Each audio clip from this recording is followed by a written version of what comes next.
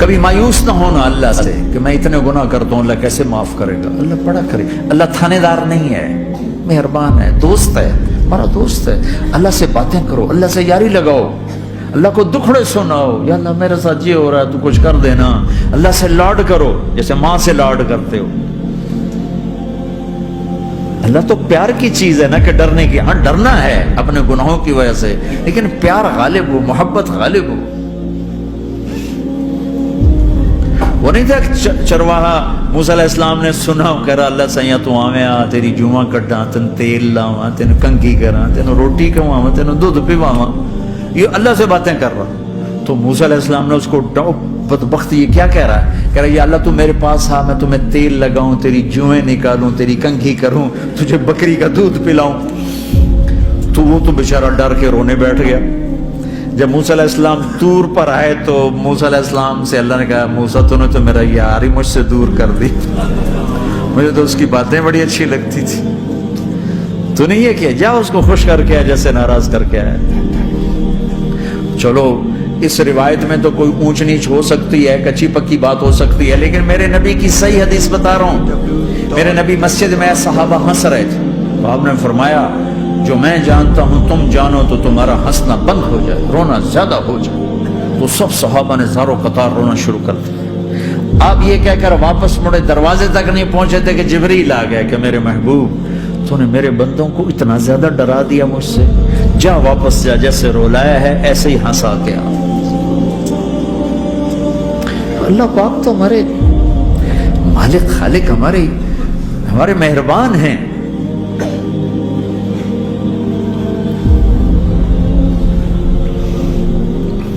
اللہ کو نہیں سنائیں گے تو کس کو سنائیں گے؟ تو جب کبھی توبہ ٹوٹ جائے اللہ کے واسطے مایوس نہ ہونا، پھر کر لینا، پھر کر لینا، پھر کر لینا. پتہ نہیں کون سی توبہ پکی ہو جائے، پتہ نہیں کون سی توبہ پکی ہو جائے. تو نیت کرتے ہو سارے بھائی؟ اب بہت بڑا مجمع آئے ہو، چھوٹا سا دو چھوٹے سے تبلیغ کے کام. ایک جمعرات کو مرکز میں جاؤ، ایک 3 دن ہر مہینے لگاؤ، ہر مہینے کسی بھی جماعت کے ساتھ چلے جاؤ تو انشاءاللہ آپ کو فائدہ ہوگا. جس جماعت میں 3 دن میں لگے اور میں نے کہا بھائی 4 مہینے لگاؤں گا، 4 مہینے اللہ نے تقدیر لکھی تھی تو میں آگے چلا گیا رائمنڈ سے مل گئی جماعت. سارے ان پڑھ، سارے بڑی میری عمر 18 سال اور سب 40 سال سے اوپر، 60 70 اور سب ان پڑھ اور سب ڈیرہ اسماعیل خان کے دیہاتی، اور اتنے غصے والے کہ جماعت میں روز لڑائی ہوتی تھی. ایک آدمی چائے نہیں پیا کرتا تھا تو وہ روزانہ کہتا چائے کیوں بنائی ہے، میری چوانی واپس کرو، 4 آنے میرے واپس کرو. تو 4 آنے روزانہ واپس لیتا تھا، باقاعدہ 4 آنے اس کو روزانہ واپس کیے جاتے تھے کہ میں چائے نہیں پیوڑی، میری چوانی واپس کرو. اور جماعتوں میں جھگڑا ہوتا ہے کہ تم نے کھانا اچھا نہیں بنایا. اس جماعت میں جھگڑا ہوتا تھا کہ کھانا اچھا کیوں بنایا، اس پہ لڑتے تھے کہ خرچہ زیادہ ہو رہا ہے. اور خرچہ کتنا ہوا تھا؟ 1 مہینے کا سفر،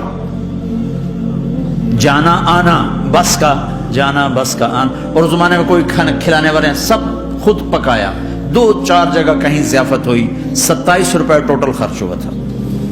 کہ زیادہ خرچہ ہے، روز لڑائی، روز لڑائی.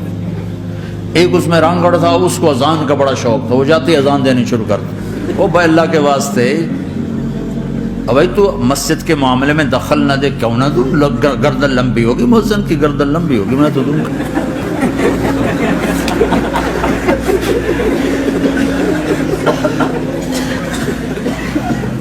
وہ امیر بھی چٹا ان پڑھ تھا، بالکل ان پڑھ، مطلب عجیب وہ نمونہ تھی جماعت. یعنی اس میں ہر ایسا ایلیمنٹ موجود تھا کہ میں بستر اٹھا کے بھاگ جاؤں.